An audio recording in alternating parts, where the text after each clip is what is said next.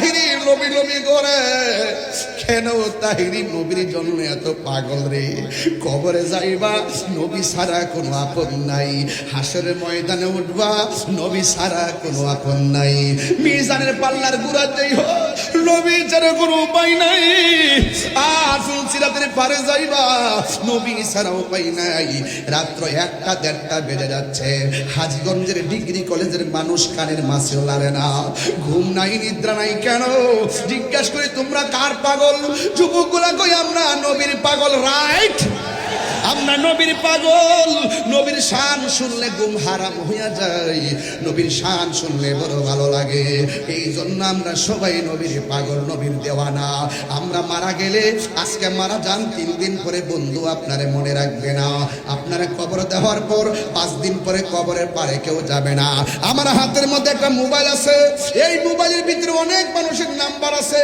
মানুষটা মারা যাওয়ার আগে আমরা কত ফোন দিছি, কিন্তু মানুষের মারা যাওয়ার পরে একটা বার নাম্বারটা চার্জ দিয়েও দেখলাম না। মেসেঞ্জারে মেসেজ করো, মানুষটা মারা গেলে মেসেঞ্জারে আর ঢুকে না। এটাই হলো তোমার আমার জীবনের সম্পর্কের বাস্তবতা। এই জন্য পৃথিবীর কেউ কাহারও আপন না।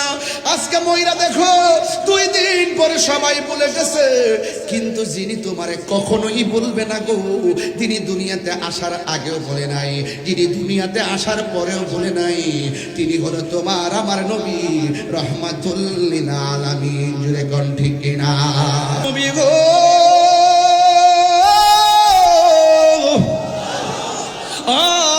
মায়ার নবী, আমি আজান শুই না, তিরস্কার কইরা আজান দিছি। আপনি নবী আমার মাথায় হাত বুলাইয়া দিয়েছেন। ইয়া রাসূলুল্লাহ, আপনি কোথায় যান?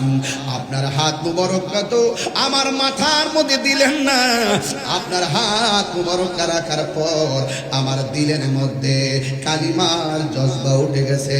ইয়া রাসূলুল্লাহ, আপনি যায়েন না, আমারে কালিমা পড়াইয়া দেন, আর যেখানে যাইবেন আপনার কদম মুবারকের গোলাম আমারে বানাইয়া দেন। কি বলছিলাম? মুনাফিকের নসিবে নাই, বহুত কাফের মুসলমান হয়ে গেছে। এবার আবু মাহজুরা, আল্লাহর হাবিব আবু মাহজুরাকে প্রসিদ্ধ মসজিদের মুয়াজ্জিন বানায়া দিলেন। বানায়া দেওয়ার পরে আবু মাহজুরা চলতেছে, এত সুন্দর কণ্ঠ, এত চমৎকার কণ্ঠ। যখন তিনি হাইয়া আলাস সালাহ বলতেন, মানুষ লাইন ধরে ধরে নামাজের দিকে আসতেন। যখন বলতো নামাজের দিকে আসো, হাইয়া আলাস সালাহ,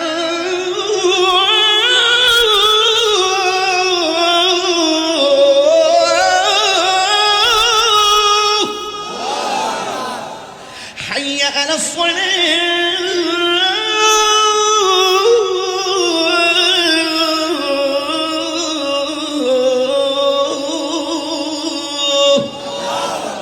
যখন বলতো হাইয়া আলাস সালাহ, নামাজের দিকে আসো, মানুষ লাইন ধীরে ধীরে নামাজে আসতেন।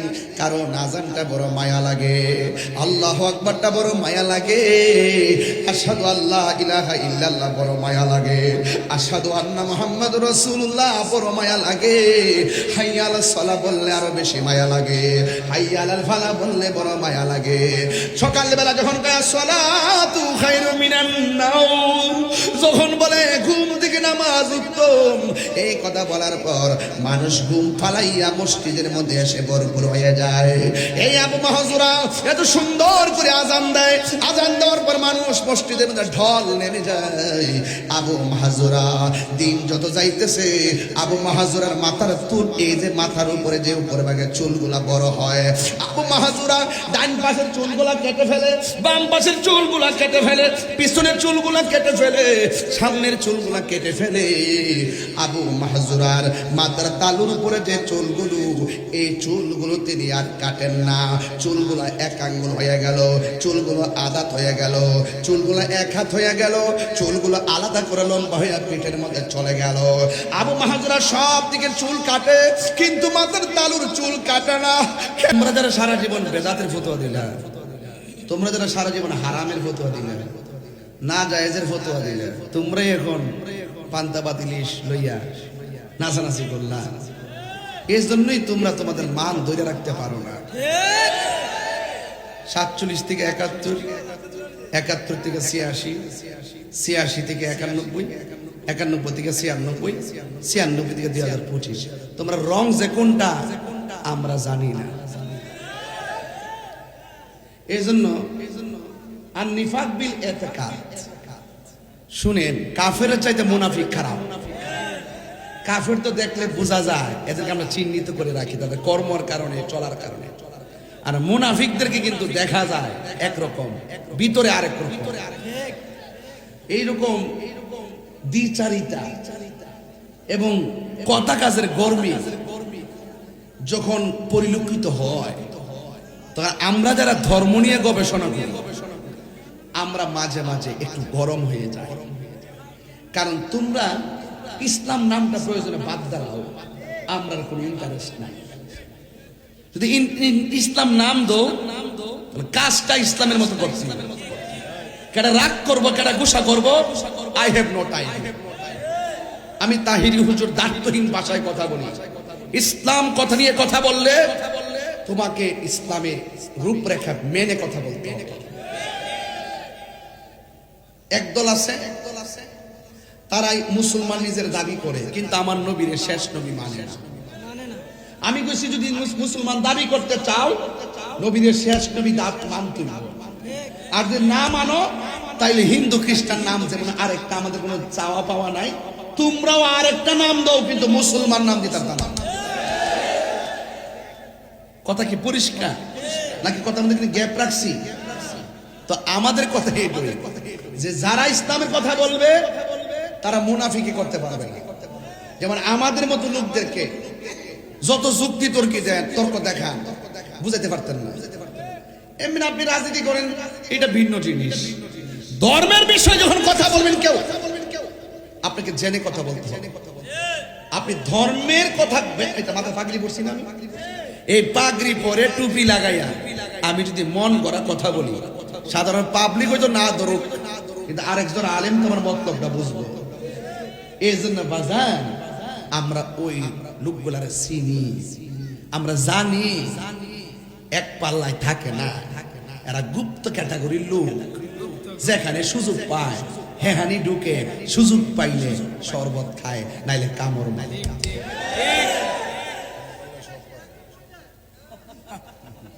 আমি কি কইছি তোমরা এটা বুঝতে না? আমি আমার জ্বালাই কইছি। আমার এখানে কেউ যদি কথাটা না বুঝে, কোনো আপত্তি নাই, যারা বুঝার হেরা বুঝলেই চলে। বুঝছো না? ওই যে যার আর কি নাম কইছি কারো, এবার হিসাব মিলাই দেখেন কি কইতাছি।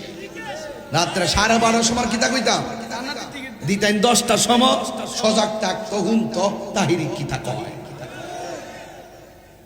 নরম পাইছেন তো, গেট আইসি বড় যাইতাম। আরে বেটা 12টা বাজে হঠাৎ বড় যাইতাম। দাওয়াত করছে 10টা ম্যাক্সি, 10:30 দিল না, 11টা দিল না, 11:30 দিল না, 12টা 11টা 10 আর ফরক গড়ে যাইতাম। আমি গড়ে যেতাম না, সাইডে ঝাড়িতে, তারপরে বাড়ি। কারণ আমজাদ আলী সাহেব আমার নিজে বলছে আমি ডাইরেক্ট স্টেজে আসবেন। এখন হুজুর আমারে বলছে স্টেজ আইতে, অন ফাবলিক ধরে গরনে হুজুর ইজ্জতটা তা হে, এর লাগে আমি হুজুর ইজ্জত ঠিক রাখছি, ডাইরেক্ট স্টেজ আইছি। আমরা একই তরিকার লোক, কথা কোন ঠিক না বেটে? আমরা একটা ভাব আছে না আমার ভাইয়েরা? এখন আওয়াজ করে বলেন, আমরা কি মুমিন না মুনাফিক? কারা কারা মুনাফিক হাত তুলে? ঠান্ডা কর, ঠান্ডা করে, ঠান্ডা করে। হ্যাঁ, জোশের তেলে হাত তুলে লেছে ব্রাজিল, হ্যাঁ তুলে লেছে। কারা কারা খুশি একটু হাত তুলেন না দিয়ে? কারা কারা খুশি? মুমিন।